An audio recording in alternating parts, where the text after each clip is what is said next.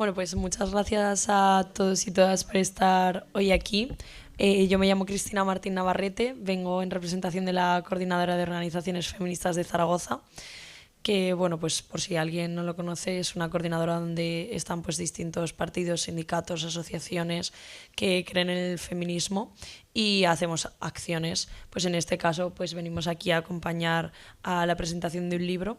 Yo pertenezco a Mujeres Libres, que es una asociación que tiene su sede aquí en el Stambrook, entonces estamos acogiendo esta presentación. Creemos que es muy necesario hacer también acciones que fomenten la memoria histórica. Va a hablar ahora un poco de ello mi compañera.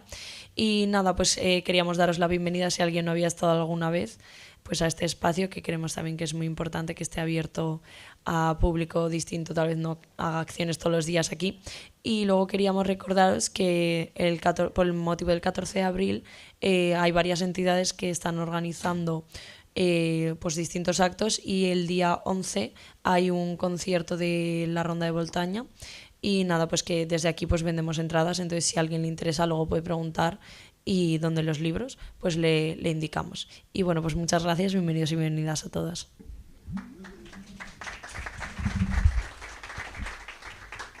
Hola, buenas tardes también a todos y a todas. Soy Anabel Lapuente y represento a la Plataforma de Acción por la Memoria en Aragón. Somos 20 asociaciones, cada una independiente, pero todas trabajando por un fin común. Creemos que un acto como este teníamos que estar también aquí, porque las historias que no se cuentan son las historias que no se conocen. Y entre todos y entre todas lo que sí tenemos que hacer es contar y explicar todo lo sucedido, todo lo ocurrido, para que los que vienen por detrás conozcan bien la historia y por lo menos tengamos un poco de garantía de que no intenten repetirlo. Entonces, desde PAMA nos ha parecido muy oportuno estar aquí y escuchar de viva voz de la autora del libro sus vivencias. Y puede parecer a lo mejor un poco extraño que lo apoyemos no estando en castellano, pero creemos que esto es como una película original, sin doblaje. Leerlo y verlo en el lenguaje original de la autora es como mejor se expresan los sentimientos. Cuando le das un doblaje o le das una traducción hay muchos aspectos que pueden cambiar. Entonces queremos escuchar la voz de una mujer represaliada que lo cuenta en primera persona y en tiempo real, y expresar las vivencias de manera explícita que le sirven de vehículo de comunicación durante su estancia en Carabanchel. Perdón, en Yeserías. Entonces, es lo que queremos, que ella pueda expresarse, que nos comente y que nos cuente su historia, y entre todos contarla a los demás, para que no digan que son historias de abuelos, son historias de personas que están con nosotros y que hay una necesidad de que se sepa y de que se conozca. Muchas gracias.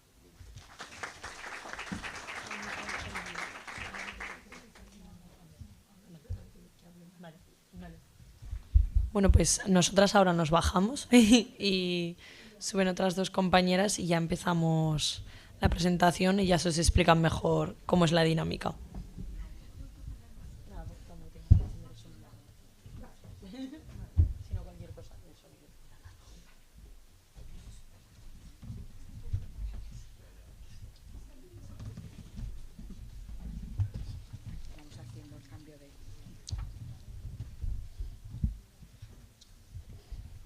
Hola, buenas tardes.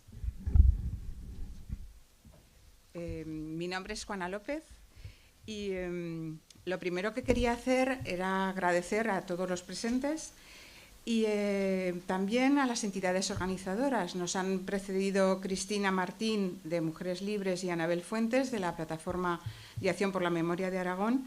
Y también quiero agradecer al resto de entidades colaboradoras: la Coordinadora de Organizaciones Feministas de Zaragoza, el colectivo Amalgama, ARMA, que es la Asociación por la Recuperación de la Memoria Histórica de Aragón, Ateneo Republicano, y a la Librería Antígona, que tenéis los libros que nos están atendiendo fuera. Y, por supuesto, la entidad gestora del Ateneo Laico Stambrook, que gracias a la atención de José Luis Palacio, José Antonio Gadea y Nerea Rodríguez, que la tenemos por aquí, nos ha permitido esta presentación y que espero que la disfrutéis. También quiero agradeceros a todos y, por supuesto, a Roser y a María, que con su generosidad nos acompañarán esta tarde. La idea era hacer una presentación con preguntas a Roser y, bueno, María irá interviniendo también. Roser es escritora, ilustradora y escritora de literatura infantil que ha trabajado para más de 50 editoriales con ediciones en varios países de todo el mundo. Estudió en la Universidad Autónoma de Barcelona, en la Escuela de Bellas Artes, así como en la Escuela de Diseño. Roser es la menor de 11 hermanos y hermanas. Algo nos contará más de la familia. El 11 de octubre de 1974, cuando tenía 27 años... ¿Podéis abrir alguno? Es que no sé por qué se queda cerrado. Cuando tenía 27 años, siendo militante de la Liga Comunista Revolucionaria, fue detenida en Madrid y víctima de las torturas de José Antonio González Pacheco en la Dirección General de Seguridad. En 2019 se querelló con otras 5 víctimas contra Billy el Niño y otros miembros de la Policía Secreta franquista que quedaron impunes durante casi medio siglo. El libro, que es una recopilación de los dibujos, cartas y diarios de prisión que escribió durante esta etapa. Y es especialmente único porque es la voz de una mujer represaliada, como nos decía Anabel, y en primera persona. En el artículo que escribe Justa Montero en la revista Viento Sur, presenta tu libro como singular y nos dice: se puede no entender bien el catalán o el castellano, pero es imposible no quedar atrapadas por la fuerza y la belleza del lenguaje creativo que expresan las 70 ilustraciones que Roser Rius dibuja en prisión y que, como ella dice, le permiten expresarse con más libertad. En cuanto a María, que tengo aquí a mi izquierda, tiene una carrera musical sólida y extensa. Actualmente su energía y experiencia las dirige hacia su proyecto personal María Confusion, y hasta la fecha ha lanzado 3 CDs con el grupo titulados Al borde de la piel, Hay camino y Deja que cante, que es el último que ha presentado este año. Además de su carrera musical, también es actriz. Su último estreno tuvo lugar a inicios de año también, que está muy prolífica este año, con Las Glorias. Este proyecto está realizado en colaboración con la compañía Diego Palacio Producciones, con la que ha trabajado desde 2019. En el ámbito teatral de María Confusion también presenta obras como Una habitación propia, sobre Virginia Woolf, Nosotras, Jane B. Bueno, María trabaja en la Escuela Municipal de Teatro, contribuyendo a la formación integral de los estudiantes de las artes escénicas. También escribe, no voy a hablar de ello. Y en su activismo social colabora con las organizaciones feministas, con Casa Palestina, con las organizaciones memorialistas en la ciudad, con Médicos Sin Fronteras y ahora con nosotras en esta actividad. Encantadísima.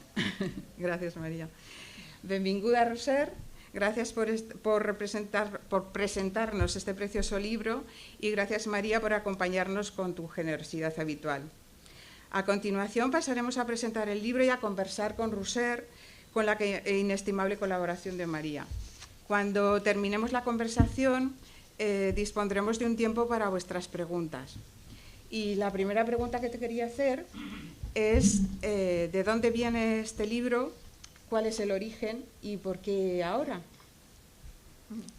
A ver, ¿va esto o no? No. Sí. A ver.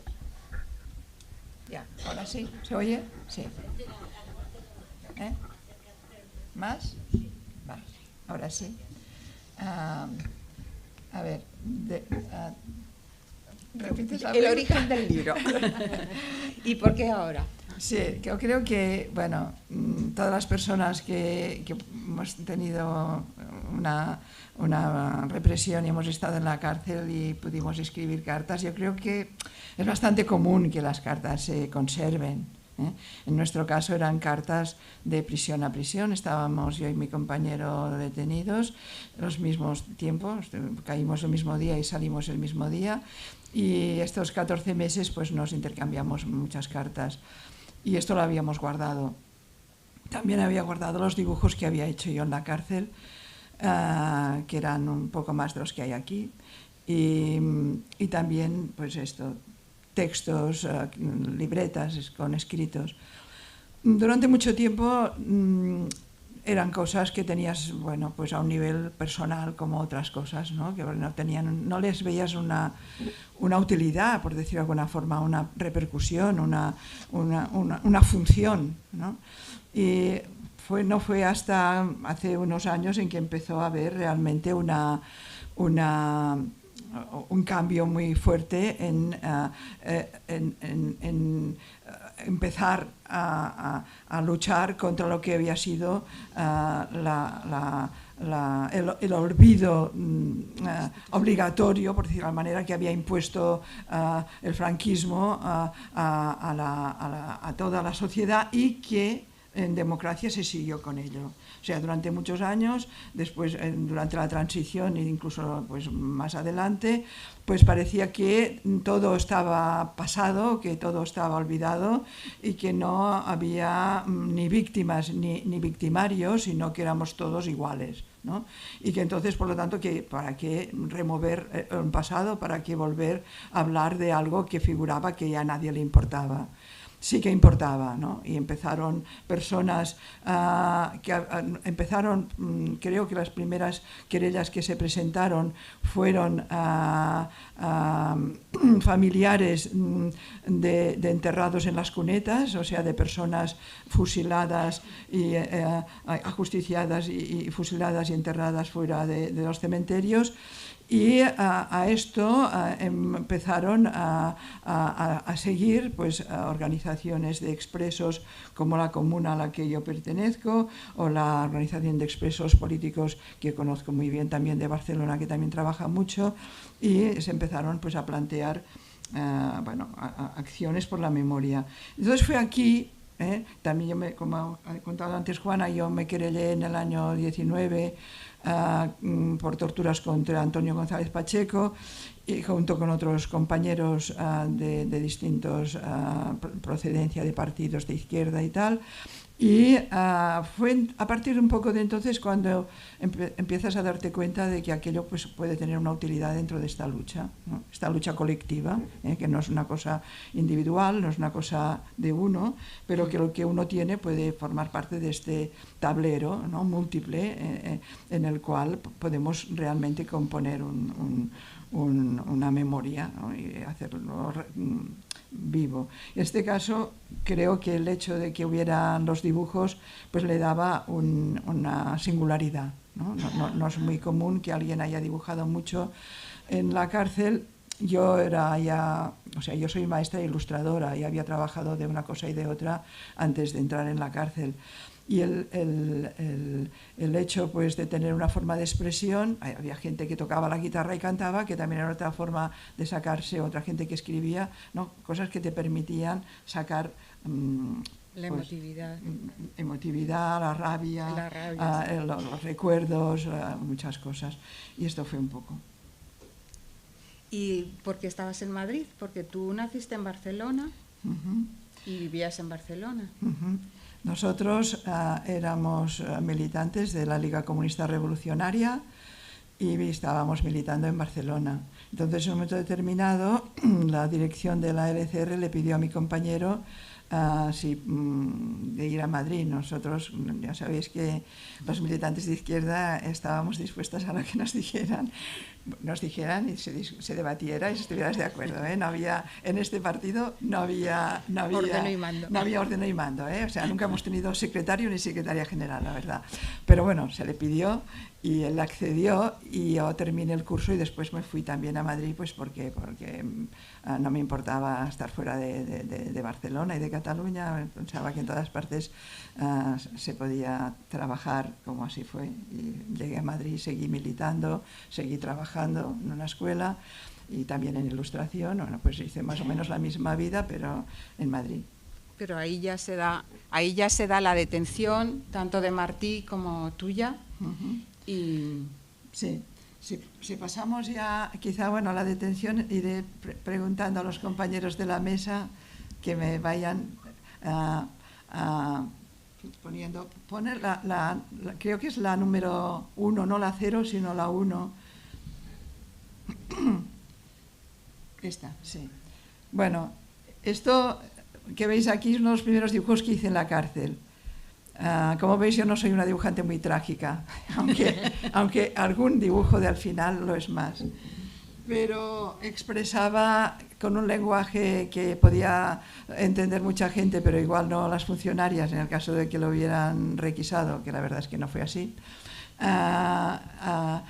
Pues mi detención, cuatro policías se te echan encima, no eran grises, eran sociales, ¿no? De la brigada político-social, iban de paisano, pero bueno, en este caso era un poco toda la gente que éramos activistas, sabíamos que teníamos que correr delante de los grises, ¿no? O sea que nos perseguían los grises, y era un poco esto, era el dibujo de una detención y especialmente este dibujo era por aquí se vea mejor, ¿no? Sí. Es que del miedo, o sea, el miedo que se pasaba militando en la clandestinidad. Era muy fuerte este sentimiento de que en cualquier momento te podían detener.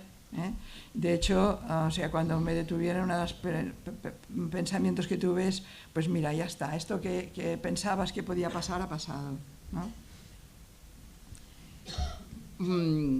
Claro, la detención se produce en Madrid. ¿Y cómo fue la llegada a la prisión? Porque Bueno, antes de llegar a la prisión, antes de la prisión está la DGS. Sí, nos detuvieron después había habido una caída en el mes de abril de unos compañeros que les habían detenido y les torturaron, y con aquellos maltratos y torturas pues dijeron lo poco que sabían, o sea, no sabían direcciones, no sabían nombres de verdad, o sea, todo esto era muy clandestino. Pero la policía, que funcionaba, era metódica y era concienzuda, pues poco a poco fue atando cabos, y ellos habían dicho que había una mujer catalana que estaba en el comité local y que llevaba aquella célula y alguna otra y tal. Bueno, ellos conocían aquella porque que yo más o menos pues hablaba con ellos, discutíamos, hacíamos las octavillas y tal. Uy, otra luz. Ahora un cambio. Y entonces, a través de aquella caída, llegaron al mes de octubre y habían localizado más o menos una parte del comité local. Y el mismo día pues hicieron una redada, digamos, no es una redada, es que van a las 4 casas que habían llegado a conocer, y nos detuvieron a 3 miembros del comité local y cayeron 5 personas que convivían de alguna manera o tenían relación con nosotros de una forma muy directa, entre ellos pues mi compañero Martí y otro compañero que vivía en casa, que además tenía a su mujer presa en la prisión de Alcalá, o sea que enseguida se servía para atar más cabos y tal, y a otras 5 personas, o sea, 3 éramos del comité local y los demás les cayeron un poco de aluvión. Y entonces nos llevaron a la Dirección General de Seguridad. Entonces, de esta narración que os he hecho, pasa al dibujo que pone el número 2, por favor. Exacto, Este lo hice también un poco después de llegar a la cárcel. Este es un poco más realista, sin ser bueno. Y sería un poco pues esto, un chico joven, ¿no? En manos de la policía, pues atado a una silla, pues seguramente antes o después le habrán pegado.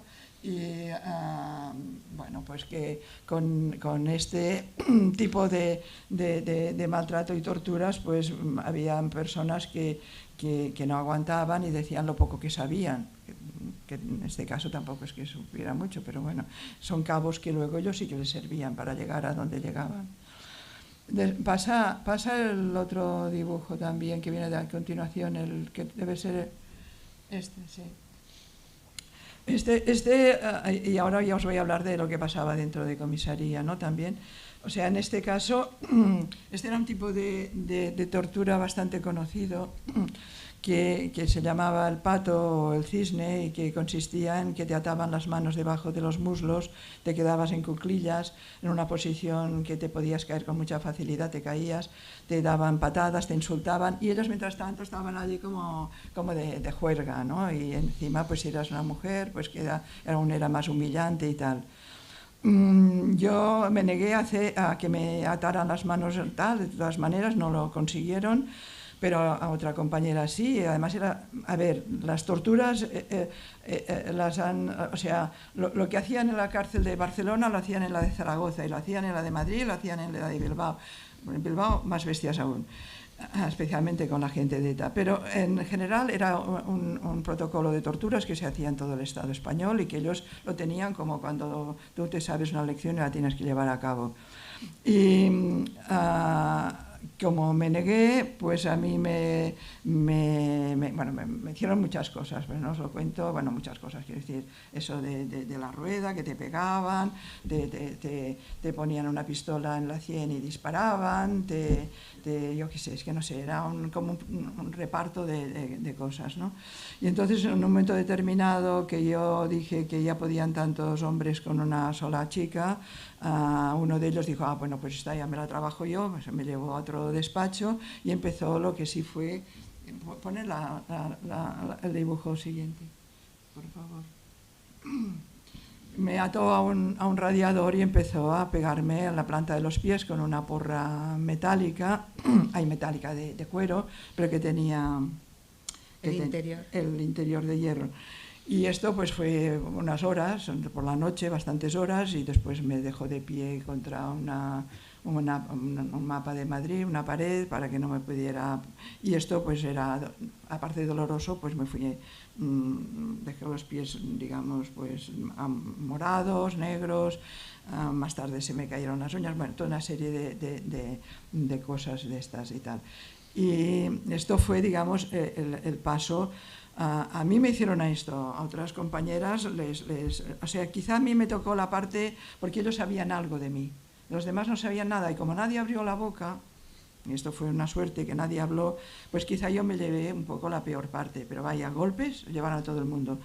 Y a mi compañero en la calle, a él le detuvieron en la calle, a mí me detuvieron en el metro cuando iba a trabajar a las 8 de la mañana. Y luego, pues no sé, sería entre las 9 o las 10 o así, fueron a la casa y esperaron a que saliera él. Y cuando él salió, se les echaron encima. Y entonces él, pensando que a mí no me habían detenido y que arriba aún estaba otro compañero, empezó a gritar, era un barrio obrero de Madrid, pues me están secuestrando, tal y que cual, no sé qué, criminales, tal y que cual, esperando a ver si había, y le empezaron a pegar dentro del coche, él tocaba la bocina con el pie, le pegaban. Cuando llegó a la Dirección General de Seguridad, pues estaba hecho un Cristo, ¿no? Estaba pues lleno de sangre y con el ojo hinchado y toda la cazadora llena de sangre y las piernas también lesionadas y tal. Y esto, o sea, quiero decir que no fui la única, a otros les pegaron golpes en la cabeza, bueno, etcétera. O sea, esto fue en octubre del 74, y no sé si alguien recuerda que en septiembre había habido un gran atentado en Madrid de la calle del Correo. Entonces estaban muy cabreada la policía, y entonces yo creo que parte nos tocó un tipo de torturas que nosotros, que éramos un partido comunista y revolucionario, pero que hacíamos asociación y propaganda, pero no hacíamos ni lucha armada, ni terrorismo, ni nada que en aquel momento pues si nos hubiéramos pensado que era necesario hacer, pues se nos cayó un poco una represión quizá más fuerte de lo esperable. Y en estas condiciones, con los pies y con todo tu organismo maltratado, llegas a la prisión de Yeserías. ¿Y cómo es la vida allí? Bueno, ya salir de la DGS ya era un cambio total, ya solamente pasar por los calabozos del Palacio de Justicia ya era distinto, y llegar a la cárcel, pues la cárcel era realmente muy distinta. En la cárcel no se torturaba. En la cárcel podía ser la vida más o menos dura, pero no se torturaba. Y tenías, pues de entrada, en aquel momento había unas bastante gente, porque había habido una caída de comisiones obreras en Madrid. Y entonces había las personas que llevaban más tiempo en la cárcel y las personas que entraban y en 1 mes o 2 meses salían por impago de la multa. En vez de pagar multa, se hacía 1 mes o 2 meses de cárcel, ¿no? Según la multa que tuvieras. Entonces llegar allí, pues que había 30 o 40 personas que enseguida pues eras acogida y que enseguida se cuidaban de ti, bueno, pues era un bálsamo, ¿no?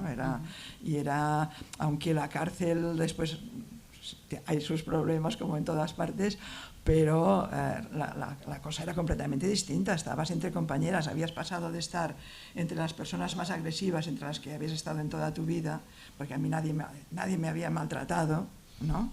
De ninguna manera, nadie me había insultado, nadie me había pegado, nadie me había torturado, pues de pronto llegar a un sitio en el cual estabas siendo acogida a todos los niveles, ¿no? O sea, en este aspecto fue, pues, y en la cárcel se crearon unos lazos fuertes de lo que ahora, entonces no lo llamábamos así, pero ahora llamamos sororidad, ¿no? Claro.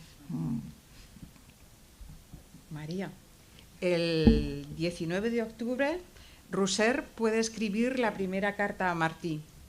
Sí, bueno, y es un honor leerla. Yeserías, 19 de octubre de 1974.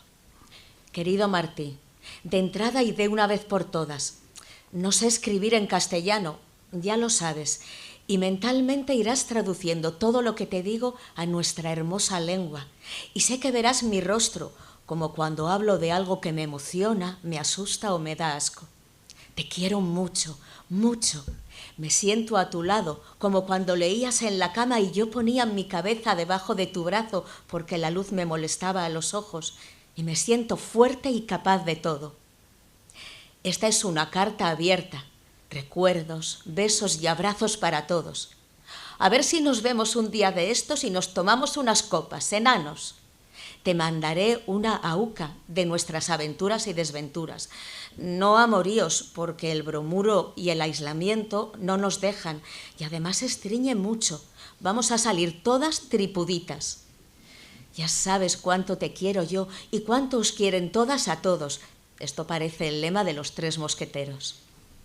Martín no puede contestar hasta el 22 de octubre. Carabanchel, 22 de octubre de 1974. Querida esposa, supongo que no te extrañará demasiado que aún no haya escrito. Solo puedo hacerlo una vez a la semana ahora, y cuando me haya suscrito a la revista Redención, 2. Cuando llegué aquí estuve 5 días de periodo, incomunicado, o sea, hasta el viernes por la tarde. Como es natural, pienso mucho en ti y te encuentro a faltar.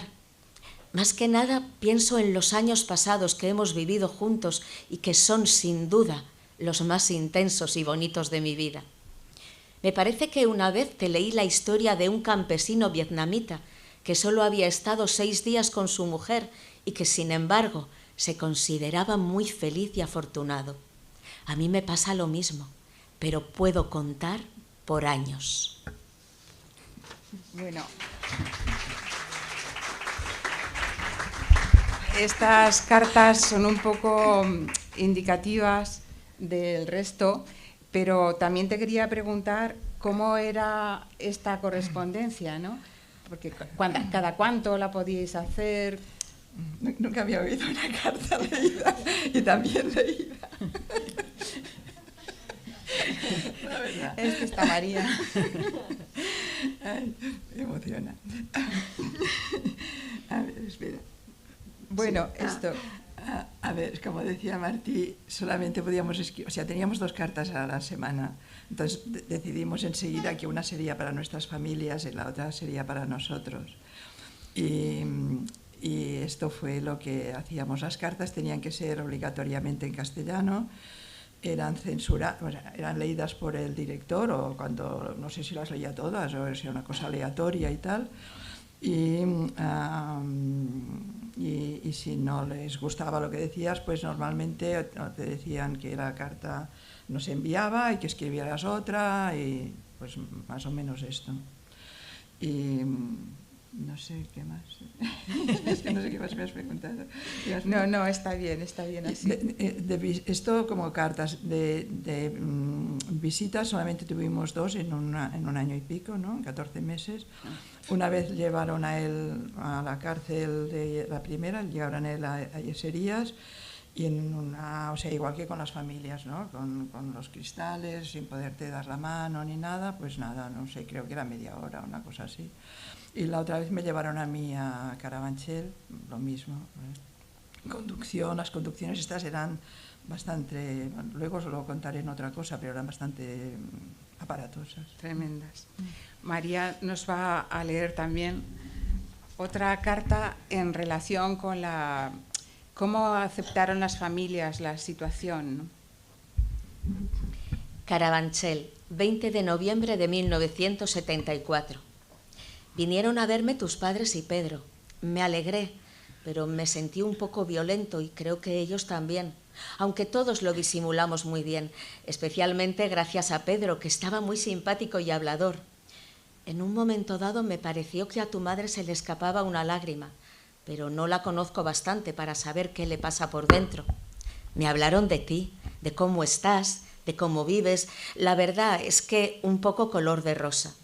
Supongo que tú se lo pintaste así a ellos, cosa que yo también hice, para que no se preocuparan demasiado. Y ellos, a su vez, procuraban contarme los detalles más rosados para que me animara, y yo les di la impresión de creérmelo todo para dejar cerrado el círculo. Juan María me ha dicho que le había gustado mucho el retrato de Lucía y se lo he visto colgado al lado de la cama. Con mis piernas casi en forma he mejorado bastante jugando al fútbol. El último partido solo lo perdimos por 11-9. Pero creo que lo hicimos casi tan bien como el partido de la selección española que acabo de ver esta noche. Bueno, llega el momento fatal en el que se acaba el papel. Escríbeme y mándame dibujos para que te pueda tener un poco más cerca. Te mando una despedida en el Cabo de Creus, por la tarde, solos en una pequeña cala de agua templada, con un sol grande y rojo que se oculta poco a poco. Añádele muchos abrazos y besos.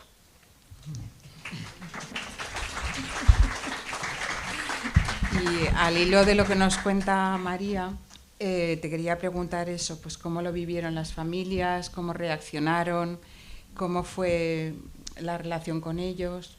Te quería aclarar una cosa pequeñita. Martí empieza la primera carta que has leído diciendo, querida esposa, porque si estabas casado podías escribir, si no, no.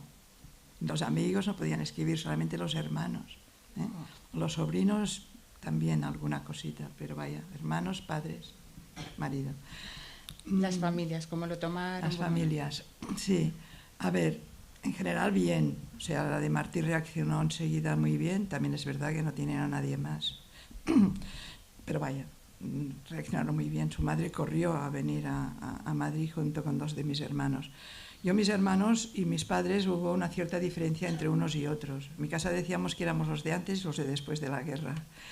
Y los de antes de la guerra, algunos, no todos, eran un poco más rígidos y pensaban, bueno, pues que lo que yo hacía no les parecía bien, no les parecía del todo bien. Y mis padres un poco dijeron, bueno, pues ella se lo ha buscado, pues nosotros no iremos a verla a Madrid. Entonces la otra parte de hermanos, que eran los de después de la guerra y alguno también de antes, dijeron, bueno, ellos vivían en un pueblo, bueno, pues si vosotros no vais a ver a ellos, a Roser y a Martí a Madrid, nosotros no vendremos a veros a vosotros. O sea, hicieron una presión. Y aquello duró poco, porque fíjate, en noviembre ya venían.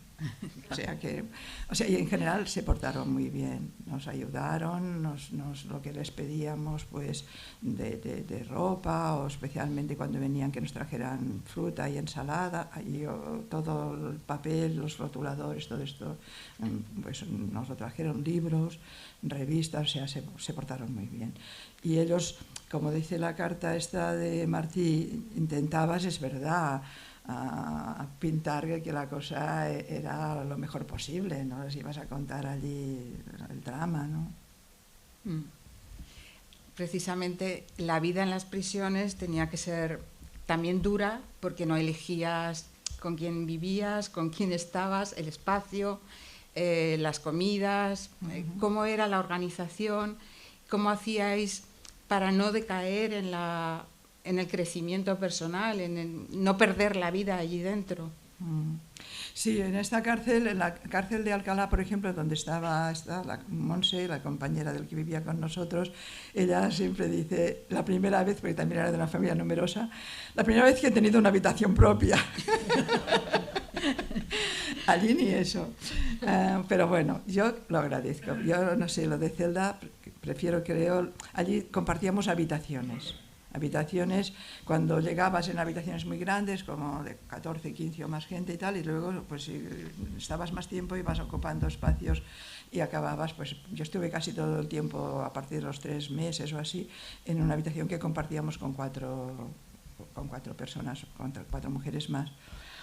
Entonces, había una ansiedad de no perder el tiempo. Claro. O sea, esto era enorme, ¿no? Especialmente las que llevaban tiempo, como las que yo compartí habitación, que todas ya llevaban tiempo, bastante tiempo, algunas 1 año y pico y 2. Y que pensabas que, bueno, que como no te daban la libertad, pues igual estabas 2 o 3 años allá, ¿no? Especialmente al principio. Después ya con lo de Franco enfermo ya nos animamos un poco más. Y entonces, bueno, pues nada, tenemos que estudiar, tenemos que hacer cosas, leer, hacer seminarios, pues hacíamos seminarios de temas, yo qué sé, todo lo que podíamos, ¿no? De debates, y también pues aprovechar si alguien sabía algo de algo, pues que nos enseñara de lo que fuera, ¿no? Ganchillo. Sí, no, pero sí, el ganchillo y el punto era importante porque había muchos ratos en que se hablaba. Entonces, como no querías perder el tiempo, pues mientras hablabas, yo contaba el otro día que ibas siempre con una bolsa en la cual llevabas el libro, la libreta, los dibujos, los rotuladores y el punto, ¿no? Y porque, claro, estaban las habitaciones arriba y estabas todo el tiempo abajo. Cuando bajabas tenías que prever que ibas a hacer todo hasta la hora de la siesta, ¿no? Entonces, pues ya, que hay no sé qué, que vamos a discutir no sé qué, pues acabas el punto y empezabas ¿no? Para no perder el tiempo, y porque también era una manera de hacer regalos a la gente que se estaba portando bien contigo, ¿no? Por ejemplo, no sé, los abogados se habla poco, pero eran la gente muy generosa. O sea, estaban cuidando de nosotros, nos venían a ver, nos defendían y no cobraban. O sea, no. Entonces, si podías pues hacer algo por ellos, pues lo que fuera. Y estos esperaban un crío, pues nada, un jersey para el bebé. Perfecto. ¿Y qué me dices, María, de esta biblioteca tan impresionante que tenían en la prisión? Yeserías, 18 de noviembre de 1974. He leído un pequeño libro de relatos de Virginia Woolf. He terminado el año 1. He vuelto a leer la introducción a la economía marxista de Mandel, lo voy a ilustrar, y la introducción a la crítica de la economía política de Marx, que es un cachondo mental. También me ha sugerido un montón de dibujos. Si me salen te enviaré alguno. Estas lecturas son para el seminario de economía política que estamos haciendo. Voy a seguir con la Revolución Rusa, leyendo 10 días que estremecieron el mundo y otros que hay por aquí. Si me da tiempo de leerlos antes de que se los lleven. También he recibido mis libros de pedagogía y voy a pedir desarrollo de la capacidad creadora. Lieta, una compañera mallorquina muy maja, me ha regalado un libro, El país cerrado, de Mario Lodi, un pedagogo italiano que habla de experiencias pedagógicas siguiendo el método Freinet, que parece muy interesante. Creo que me puede ayudar a seguir escribiendo artículos de pedagogía infantil, aunque esto depende de que me traigan los libros sobre educación que habíamos seleccionado. De momento me han devuelto el libro de artículos sobre Summerhill y Freinet, y pediría a mis hermanos alguno más. Lieta es la que me ha dejado los libros del Cuarteto de Alejandría, de Laurence Darrell. Justine, la primera del cuarteto, es una novela sobre la influencia de una ciudad, Alejandría en sus habitantes, y en muchos aspectos me recuerda la influencia de Barcelona sobre los que realmente la queremos. Esta pregunta, volvemos a la seriedad. ¿Qué dio lugar a la huelga de hambre y cómo la organizasteis? ¿Qué repercusiones tuvo? Sí, hace mucho rato que no hemos pasado a ningún dibujo. Si hablamos de... Bueno, ha habido un momento en que yo citaba en una carta, pasa esta de las personas que se están despiertas, de que iba a hacer un auca, le decía yo a Martín. O sea, un auca en catalán es como una narración en viñetas, ¿no? Y con un pareado, como un poco los romances de Ciego, o sí, no sé, un poco. Y entonces, pues, hay una serie de dibujos en el libro que son dibujos de la vida cotidiana, ¿no? De escenas carcelarias. Y este es uno de ellos. Y hay otro, más adelante hay uno que pone Rincón de Patio, creo. Así que estáis todas que estamos en un rincón de patio. Que también sería un poco del mismo estilo, ¿no? Son dibujos de esto, de contar cómo era la vida allá, que pues estaba en un patio.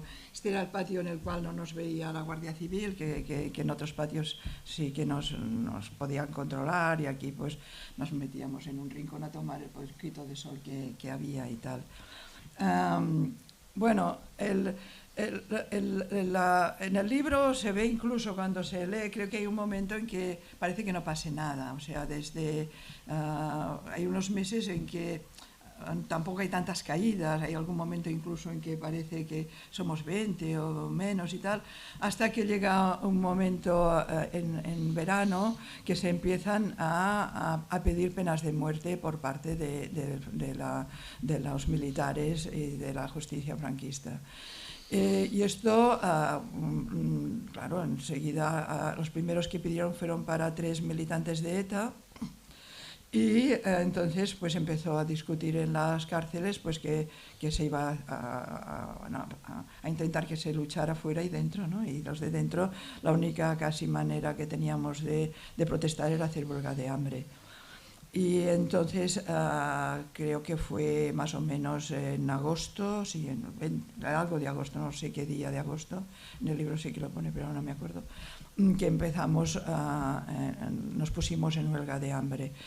Antes de ponernos en huelga de hambre ya empezaron a haber caídas provenientes de la represión que se desató contra el FRAP y el PCML, porque había habido una serie digamos, de atentados, llámale como quieras, del FRAP hacia policías grises en la calle. Había habido, creo que 1 o 2 muertos, y entonces empezaron a pedir penas de muerte también para FRAP. Cuando nos metimos en celda nos metieron ellos en celda de castigo por la huelga de hambre, yo diría que solamente había habido la primera caída del FRAP y luego hubo muchísimas más. Y entonces, la cárcel se llenó de muchísima gente y llegaron a pedir 12 penas de muerte. O sea, Franco, en los últimos estertores del franquismo no, los últimos estertores de Franco. Los del franquismo creo que aún los tenemos ahora, los estertores, pero los de él, pues esto, se habían pedido 12 penas de muerte. Y sigo por aquí. Sí, hicimos, huelga de hambre. Nosotras no la hicimos todas. Las compañeras del FRAP dijeron que no la iban a hacer. Ellas tenían mucha esperanza que aquella lucha armada minoritaria que habían empezado fuera realmente el inicio de una lucha de masas. Y pensaban que si aquello tenía resultado, pues tenían que estar fuertes, que vendrían y nos liberarían, y que tenían que estar fuertes para salir a la calle y tal. Y entonces nos pusimos de las, no sé cuántas éramos, después fuimos más, pongamos que fuéramos 30 y pico, 13. Entonces nosotros acordamos que si una de nosotras no veía que no soportaba más, que lo dejaríamos todas a la vez, que éramos demasiado pocas para ir dejando una en una, y estuvimos 8 días. Pero lo que pasa es que en el momento que empezabas la huelga de hambre te llevaban a una celda de aislamiento, de castigo, digamos, en una celda de aislamiento. El castigo más gordo era el aislamiento, y allí sí que era 40 días de aislamiento. Y entonces Claro, tampoco podíais escribir, tampoco podíais allí no podías hacer nada. O sea, lo peor de hacer el aislamiento es que no podías hacer nada. O sea, así como, y aparte de estar sola, pues no podías hacer nada, ni dibujar, ni hacer puntos, ni leer, o sea, era, pues nada, pensar y dar vueltas. A la cabeza. Y a la habitación. A la habitación. Que también lo estabas comentando ahora, que Franco murió en la cama, pero murió matando, y las 5 condenas a muerte supusieron un durísimo golpe para el movimiento antifranquista, y desde luego dentro de las prisiones tuvo que ser atroz. ¿Cómo lo vivisteis? ¿Cómo fue ese momento? Bueno, pensad que estás en una cárcel con muchas compañeras de un partido en el cual les pedían, porque de ETA no había nadie, pero de FRAP la represión fue inmensa y había muchísimas mujeres, de las cuales 2 estaban condenadas a muerte. O sea, se condenó de los... ya no me salen las cuentas, de los 9 militantes del FRAP que en principio pedían pena de muerte, 2 eran mujeres muy jóvenes, 21 años y 22 creo que tenían, o 20 y 21. Era María Jesús Dasca y Concha Tristán, que yo no llegué a verlas, o sea, porque de entrada ya las pusieron en unas celdas de aislamiento. Y entonces una de ellas estaba embarazada, y entonces Franco parece que no justiciaba a personas embarazadas, y el médico, uno de los médicos de la prisión, el otro era un desgraciado, que era una excelente persona, y siempre digo el nombre para que se sepa, que se llamaba Ángel Sopeña. Ángel Sopeña dijo que estaban las 2 embarazadas, así les salvó la vida a la otra.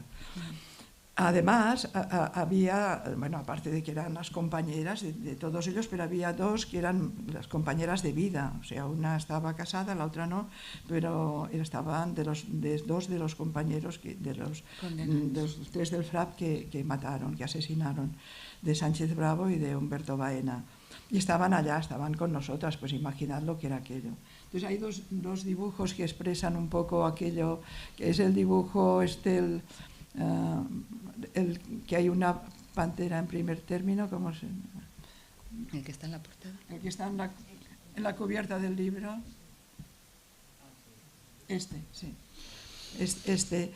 Que intenté expresar la rabia, la desolación de aquella noche cuando Silvia, que era la compañera de Sánchez Bravo, la llevaron en conducción de cárcel a cárcel a ver a despedirse de su compañero, despedirse entre rejas y la mano, nada más, o sea, nada de... Y estaba también, creo que estaba el padre, y no sé, creo que estaba también un familiar de él, y de Humberto Baena estaba también su padre y un hermano, creo que sí. Pero entonces la Marusha, la compañera de Humberto, eran una pareja clandestina. Entonces ni en la cárcel se decía, mira, pobre Marusha y tal y que cual, porque figuraba... La policía ya le había hecho una excarcelación a esta mujer, ya se la había llevado fuera de la cárcel, la había confrontado con él, y ella dijo que no le conocía de nada, que no se conocía ni tal, o sea, por lo tanto en la cárcel ella no podía ni expresar su dolor, ni podíamos abrazarla para consolar su dolor, o sea, son situaciones muy, muy bestias, muy terribles.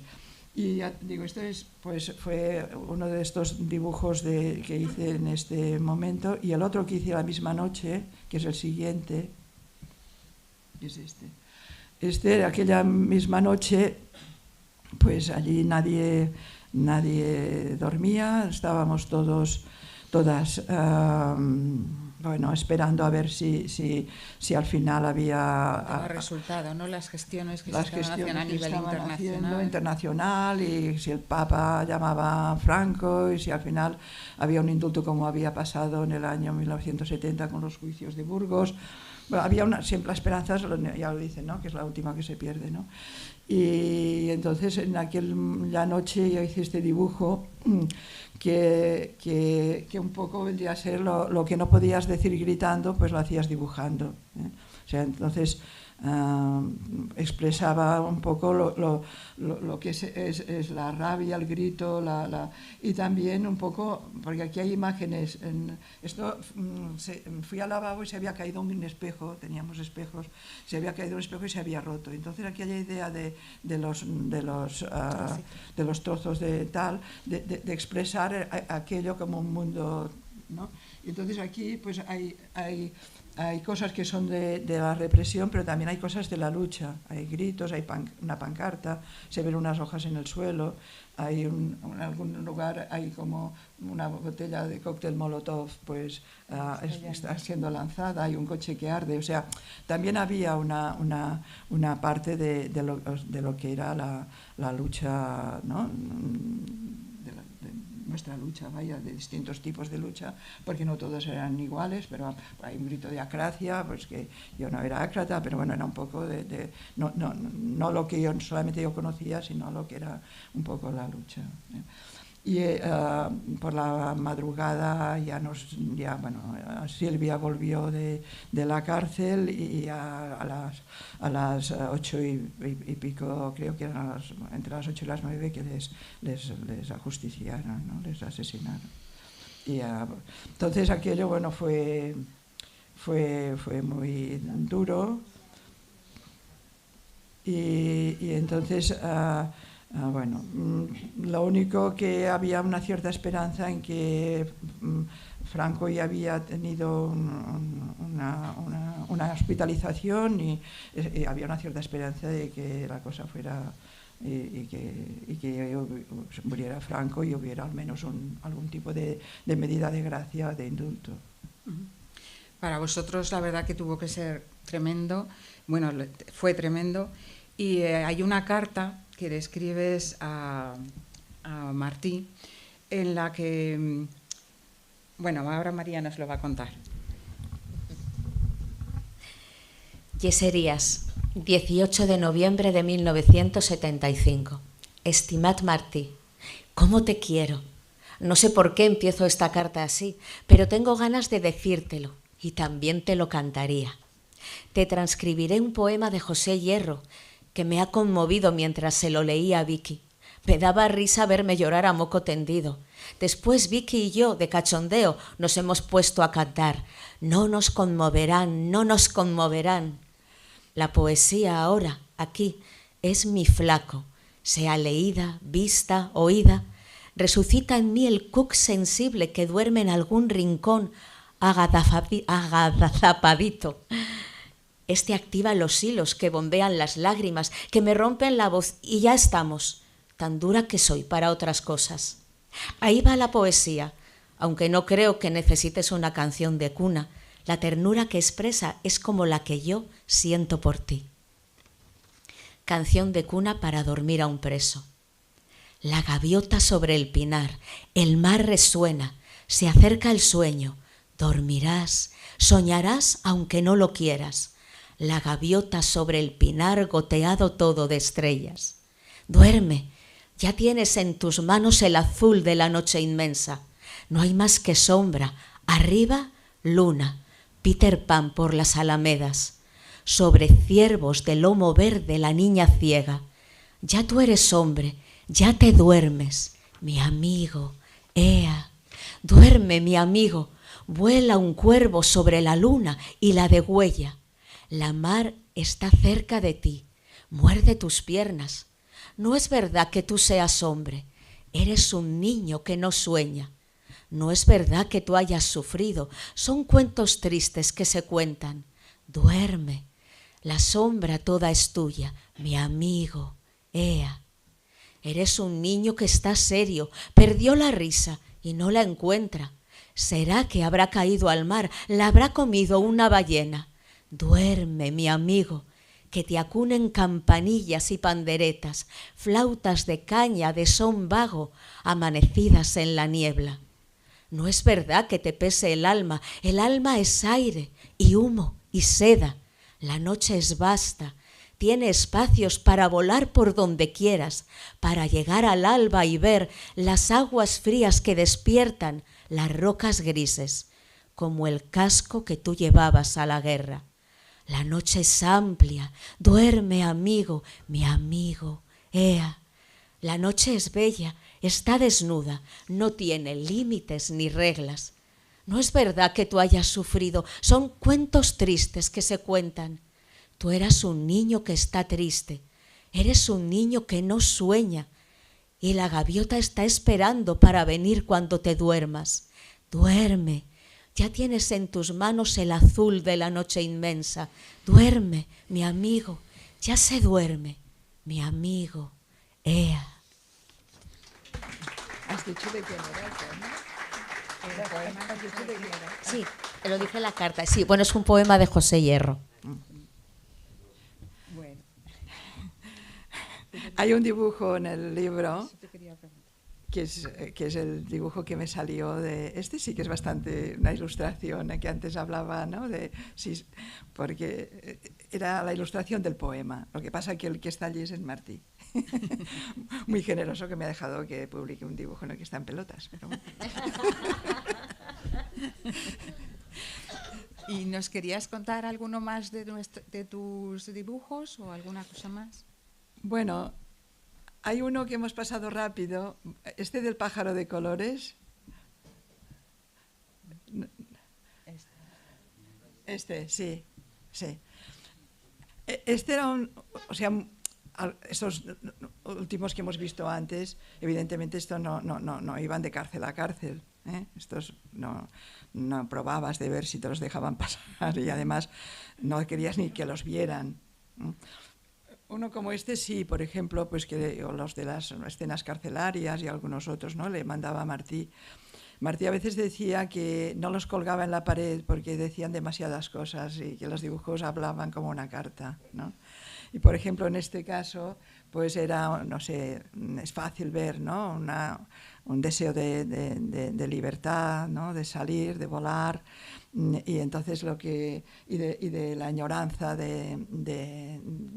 Martí es de l'Empordà, que es una comarca de Girona, ¿no? Y sus padres eran campesinos, entonces la casa de abajo es la casa de sus padres, están sus padres, están los perros, están las vacas, están los conejos, y era pues el Cap de Creus, que antes Martí citaba en una de sus cartas, pues era la zona esta en que yo conocí a fondo con él. Yo soy de Barcelona, yo soy del Raval, que es un barrio al lado de la Rambla, ¿eh? Entonces se llamaba Barrio Chino. Bueno, aunque era la parte más, digamos, menos china, pero bueno, más hacia Plaza Cataluña. Y entonces, bueno, pues esto, el conocer aquel paisaje y aquel país, para mí era, y es aún ahora, ¿no? És lo mismo, no? És allò que decía Raimonda, en tu estimo el món, la terra i la gent d'on vens en tu estima, ¿no? Es un poco esto, pues... Y entonces al final hay uno, pasa al último de todos, que hay una mujer, este ya lo hice al salir de la cárcel, con este terminamos, ¿no? Sí, ¿no? Bueno, damos un tiempito para sí. preguntar. Al salir de la cárcel me encontré con mis compañeras de Barcelona, que estaban ya trabajando en lo que serían las primeras jornadas catalanas de la dona, que se hicieron en junio del 76, y entonces pues yo me enrollé también enseguida y empezamos a trabajar. Todo era clandestino aún, porque Franco había muerto, pero estaba Arias Navarro, pero sí que ya había algunas asociaciones que estaban dándonos cobertura. Esta era una del Colegio de Ingenieros, por ejemplo, que nos dejaba reunirnos allá y que participáramos y tal. Y las jornadas se hicieron en la universidad, o sea, el rector cedió al Paranimf de la universidad. Y bueno, aquello, si alguna de vosotras habéis estado o lo conocéis y tal, sabéis que aquello fue la monda lironda, ¿no? Y que fueron, pues esto, 4.000 mujeres cuando se esperaban 400, que hubo una sensación de libertad 5 meses después de la muerte de Franco, cuando las mujeres habíamos estado casi pisoteadas, ¿no? Pues que de pronto nos levantábamos la cabeza y decíamos, aquí estamos, ¿no? Y discutíamos de todo, se tomaron acuerdos, y fue además, se hicieron performances. Bueno, yo digo una anécdota, pero que, por ejemplo, hubo una escritora argentina, Leonor Taboada, que había hecho un libro de autoexploración, y se hizo una autoexploración en vivo y en directo encima de la mesa del rectorado, ¿no? Debajo del gran cuadro de la Mare de Déu de la Inmaculada Concepción. O sea, aquello era muy rompedor, 5 meses después de la muerte de Franco, ¿no? Y no entró la policía, ni bueno, no sé. Y al salir, llegué a donde vivíamos, que no sé, yo creo que aún, no sé si vivíamos en el Carmelo, porque al salir fuimos acogidos por la familia, no teníamos nada, ni piso, ni trabajo, y entonces hice este dibujo que era esto, ¿no? Que va, ¿no? Soy una dona y aquí estoy. Y ya está.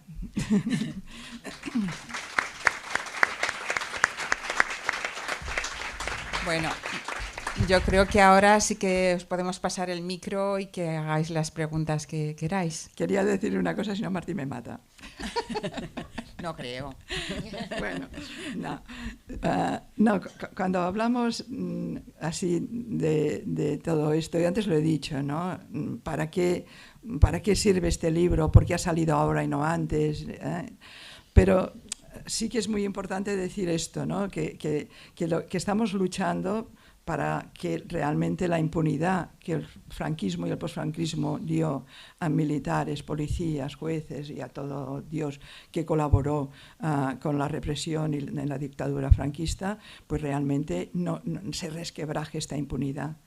Que esta impunidad se resquebraje y que lleguemos a lograr que se conozca la verdad. Y que con lo que se está avecinando, o sea, que tengamos una garantía de que esto no se repita. O sea, nosotros tenemos que ser la garantía de que esto no se repita. O sea, nuestra lucha no solamente recordando lo que ha pasado, sino qué tenemos que hacer ahora, pues creo que sería la garantía para que esto no se repita y difícilmente se va a condenar a nadie, porque ahora mismo hoy hay un artículo en VilaWeb, que es un periódico en catalán, pero que hay artículos que están muy bien, que habla del último querella que se había presentado en Barcelona de una mujer que se llama Blanca Serra, que se ha llegado a aceptar que sí que realmente había habido torturas, pero se dice que se archiva porque no se puede saber quién las produjo. O sea, entonces esto es el mismo caso que el tuyo, ¿no? El mismo caso que el mío durante... sí, que esto sale en el libro, sí, que tuve un juicio contra la policía, ¿no? O sea, que sí, aquí hay un delito, aquí hay...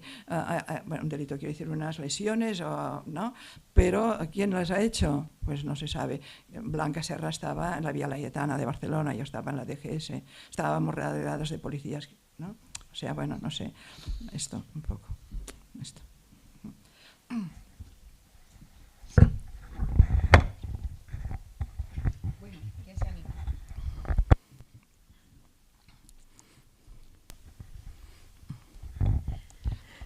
Lo primero, agradeceros a esta charla, porque para quienes ya nacimos en democracia, pues te vine a contar no solo lo que has leído, sino los pequeños detalles y la intrahistoria. Y es muy emocionante saber cómo sucedieron las cosas, y muy agradecidas a todos y todas los que luchasteis tanto para que hoy tengamos un mejor futuro. Respecto a que no se vuelva a repetir, claro, yo el currículum educativo que yo tuve, y creo que las generaciones posteriores, al menos hasta la ESO, me imagino que sucedió lo mismo.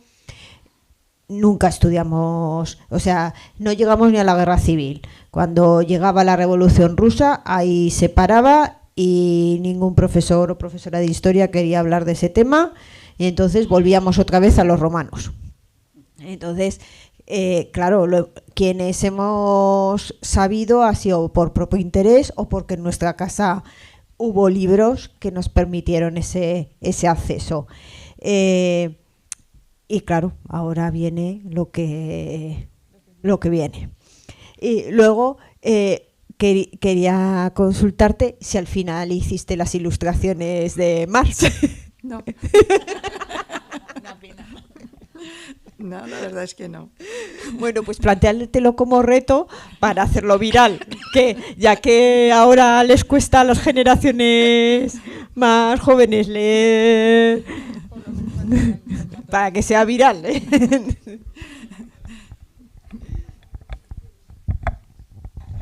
Yo también te quiero agradecer mucho el relato y el testimonio. He notado ciertas... bueno, algunas de las que estuvimos aquí hemos estado en la cárcel o algunas otras detenidas, pero claro, hay mucha diferencia a lo mejor entre lo que es ser ya una mujer hecha y derecha y ser una cría, como éramos alguna. Entonces las vivencias pueden ser distintas, pero y también de una cárcel grande como Yeserías a una pequeña como Zaragoza, pero sí que hay una cosa muy común y es el que no es que nos hayamos olvidado, pero hubo como unos años en que nadie hablamos nada de esto. A lo mejor porque te parecía, total, o sea, para otros los fusilaron, a mí, que yo qué importa lo que a mí me ha pasado, no sé, era una cosa como que teníamos. Y lo otro, el felicitarte porque realmente yo no hubiera sido capaz de escribir lo que tú has escrito ni de contar al nivel de intimismo que tú has. Bueno, o sea, esto es una poderosísima herramienta porque es que te desnudas en carne y alma lo que has vivido, y te felicito porque yo de verdad que me da envidia, pero yo creo que yo no sería capaz, ¿eh? Un aplauso le damos. Sobre esto de la edad, tienes toda la razón. Yo creo que hoy no lo he dicho, otras veces lo digo. Que me detuvieran con 27 años, yo era una mujer hecha y derecha. Y en la cárcel, mucha, o sea, yo creo que la media, 21, 22, 23, pero habrían entrado chicas de 16. Sí. Lo que pasa que era excepcional, pero habían entrado. También había algunas de 40 y pico y de 50 y pico, ¿eh? Bueno, y lo que en ese momento se luchaba bastante era porque te reconocieran que eras presa política, que no te lo reconocían. Sí, se convivía con las comunes y eso ya aquí, está. Allí no, allí teníamos departamento de políticas.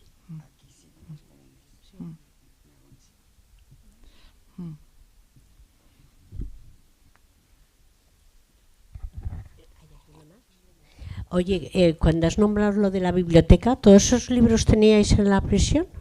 A ver, en la prisión en aquel momento nos entraron, sí. A ver, en libros personales, ¿eh? No era la biblioteca. Es que cuando hemos empezado a oír los títulos... O sea, eran de todas, ¿eh? O sea, quiero decir, y vas de una habitación a otra, me dejas y tal, pero eso que a veces pensabas, joder, si no me doy prisa a leerlo, pues igual ya sale, ya no lo ves, ¿sabes? O sea, de hecho te dabas prisa y tomabas notas y tal, y cual, no sé qué. Tengo libretas con notas allí de la Revolución Rusa y de... sí, pero sí que en aquella cárcel, digo, porque no todas eran iguales, ¿eh? Si un día... os interesara, podemos venir con otra compañera a hablaros de la prisión de la Trinidad, que aquello era una porquería total, con las cruzadas evangélicas en vez de funcionarias. Entonces toda esta libertad de leer y de tal que teníamos en Yeserías, en Barcelona no la había, nada de nada.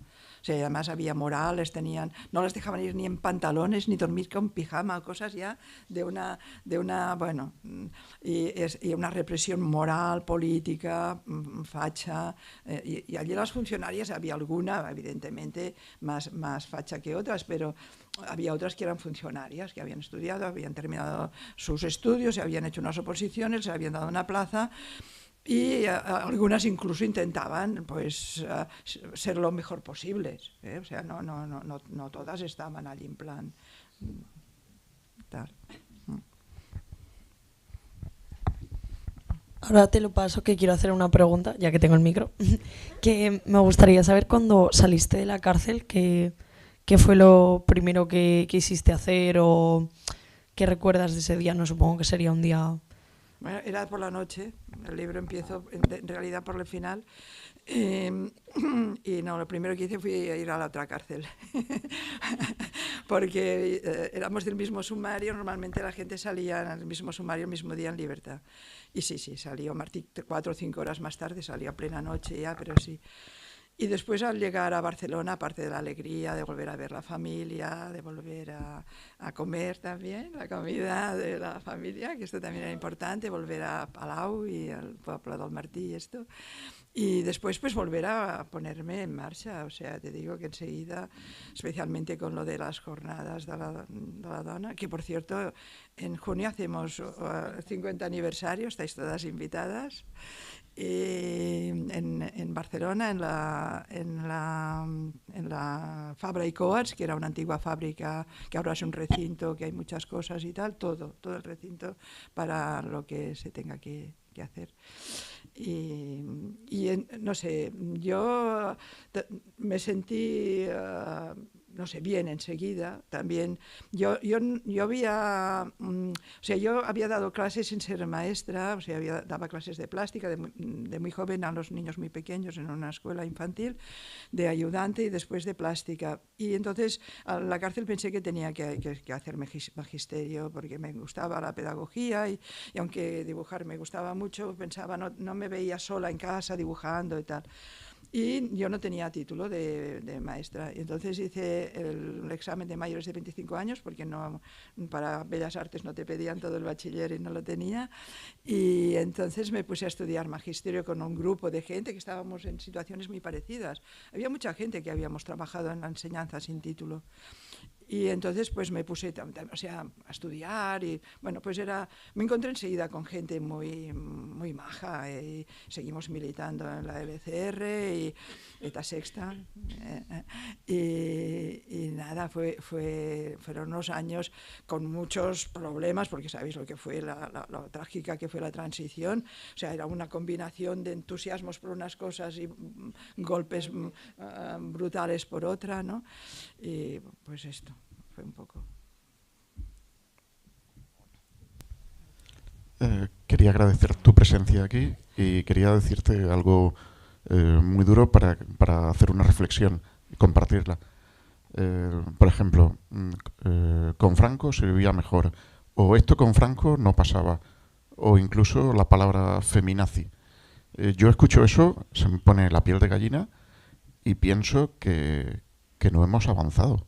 Que aunque pensamos que hemos progresado mucho, pero estamos muy lejos de la igualdad y estamos muy lejos de tener una civilización sana. Me preocupa lo que viene, pero me preocupa que a día de hoy estamos aún muy contaminados de eso. Quería saber tu opinión. Es difícil, a ver. Yo creo que sí que hay un crecimiento, ¿no? de una política de extrema derecha y que entiende, claro, a edulcorar lo que fue el franquismo aquí o lo que fue el nazismo en Alemania o Mussolini y el fascismo en Italia, ¿no? Pero yo diría que tenemos que luchar con esto, tenemos que estar muy al tanto, tenemos que estar muy denunciando todo este tipo de cosas, pero a mí me da mucho miedo que le demos más importancia a la que tiene, porque ellos lo quieren, ¿eh? Y de hecho, cuando tú lees unas encuestas, son un 17%, y digo, hombre, ¿y el 83% restante quiénes somos? ¿No? No sé, ¿entiendes? Y yo creo que, cuidado, no quiero pecar de optimista, ¿eh? O sea, creo que nos tiene que asustar el que esto esté creciendo, pero a la vez tenemos que pensar que somos más los que pensamos de otra manera y que tenemos que actuar. O sea, lo que no podemos hacer es quedarnos como, no pasará nada, no. tenemos que denunciar cada una de estas cosas. No sé, yo estoy intentando, también lo digo aquí, aunque aquí es más difícil que venga, pero a institutos, ¿no? También a hablar con los alumnos, especialmente de tercero, cuarto de ESO y primero, segundo de bachiller. Y bueno, a mí ninguna persona joven me ha venido y me ha dicho lo que usted está diciendo, lo que tú estás diciendo, Quizá no se han atrevido, también es verdad, pero bueno. Pero quiero decir, en todo caso, no ha habido esta expresión. Sí que han habido las preguntas de ¿cómo se vivía con Franco? ¿Es verdad que se vivía mejor? ¿O todos estabais en desacuerdo con Franco? ¿Todo el mundo era como tú? O sea, preguntas de estas sí, pero estas son fáciles de contestar. O sea, no, todos las podemos contestar cualquiera de nosotros. No sé, y después yo digo que, bueno, no sé, al menos en Barcelona las manifestaciones por Gaza estaban llenas de gente joven. Los institutos salieron a la calle, la universidad también. O sea, yo creo que la gente joven tiene una reacción sana ante un genocidio como lo de Gaza, ¿no? O sea, y no sé, en el 8 de marzo está lleno de mujeres jóvenes. O sea, es una gozada para las viejas como nosotras encontrarnos con las jóvenes. O sea, no sé, que no quiero quitarle importancia a lo que hay, porque además es verdad que muchas personas jóvenes, chicos y chicas, tienen solamente casi un único canal de información, porque no salen de aquello, por decir, ni leen el periódico, ni ven la tele. Entonces, si no salen de allá, allí les pueden contaminar mucho. Entonces, esto también es un deber de los padres, maestros, profesores, abuelos o lo que seamos con esto, ¿no? Y de discutirlo, ¿no? Y sobre todo que ellos vean que es muy importante pensar por su cuenta, ¿no? Que tienen un cerebro para algo más que para decir sí, siempre. O sea, yo siempre he estado en contra de los seguidismos, sean políticos o sea del tipo que sea, y también de los seguidismos, pues, digamos, a una especie de falsa sociedad que no es la nuestra, ¿no? No sé, un poco. Sí, bueno, yo agradecerte la claridad con que has expuesto todo y remarcar que de lo que has contado hay una cosa que creo que pasó así como un poco desapercibida, ¿no? De puntillas, pero que a mí me ha impresionado enormemente, y es la ternura que se desprende de las cartas entre vosotros. Entonces, ahora uno que se va haciendo mayor, ¿no? Y valora otras cosas, me ha parecido de una fuerza y de un cariño tan transformador que de verdad que me ha impresionado. Entonces, enhorabuena por en esas situaciones seguir manteniendo la ternura, que es una de las herramientas de lucha con la que creo que se puede transformar la sociedad. Sí, señor. Ya está.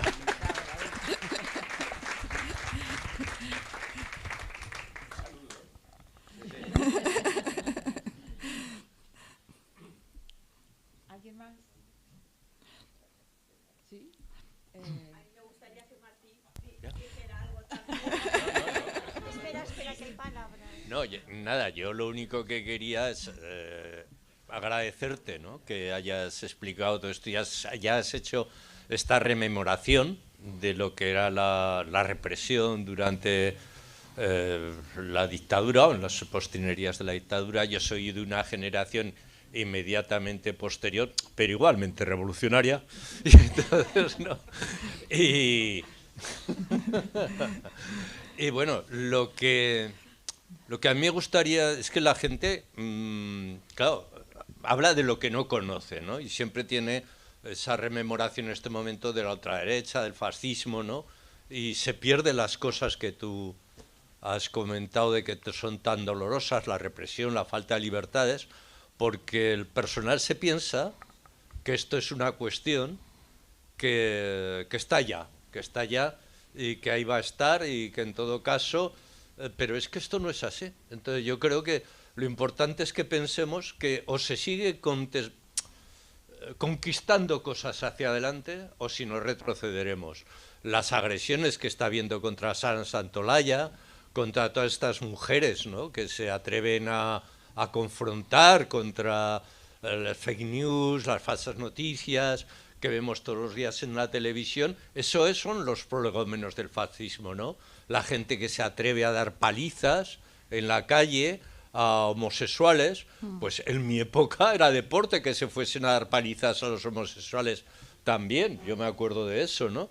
Entonces, no sé qué, la situación está que cómo seguir, la contradicción está en cómo conseguir seguir manteniendo lo que tenemos ahora, precisamente consiste en ir consiguiendo más cosas, porque si no, retrocederemos a las situaciones que tú has comentado. Yo lo veo así. Y recomiendo unas lecturas que ha aparecido recientemente en la revista Viento Sur sobre el fascismo de Otto Bauer, que son muy recomendables.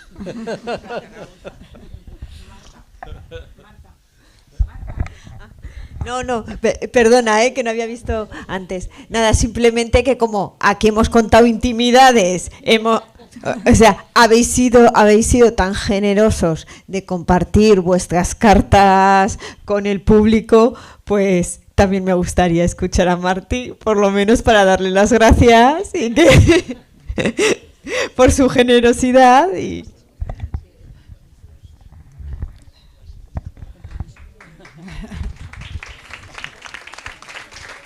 bueno, este es el libro de Rousseau, ¿no? Quiero decir, yo no hubiera podido escribir nada así.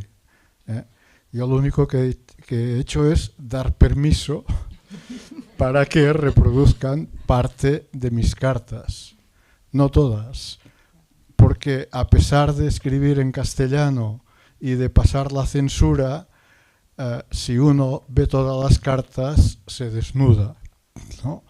Entonces he aceptado esto y bien, estoy contento y más si estáis contentos vosotros, ¿no?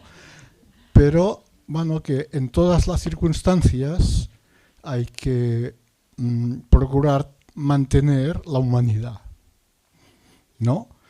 Incluso en circunstancias duras, porque lo que nos aguanta, al fin y al cabo, es creer en la humanidad, que entre todos podemos hacer lo que contaba Salva, parar a los que quieren ir atrás y seguir adelante, ¿no? Pues eso.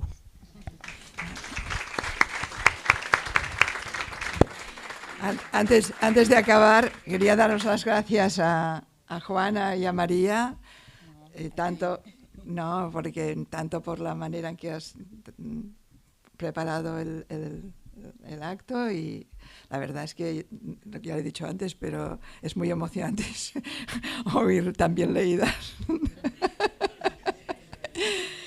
Pero las gracias son para ti, porque no hubiéramos podido hacer nada sin tu libro. Bueno, entre todos ho farem tot, que se dice en catalán. Y bueno, muchas gracias a todos los presentes. Como veis, el libro es un libro de memoria, justicia y reparación desde el principio hasta el final, que no quede ahí, y ahora Rousseau os puede firmar los ejemplares que habéis comprado. Muchas gracias a todos. Qué rápida, Maite Chu. ¿Has visto? Qué rápida he sido. Dedicáselo a mi hija. ¿A tu hija? Paula. Espérate. Tengo. Autora. Yo solo soy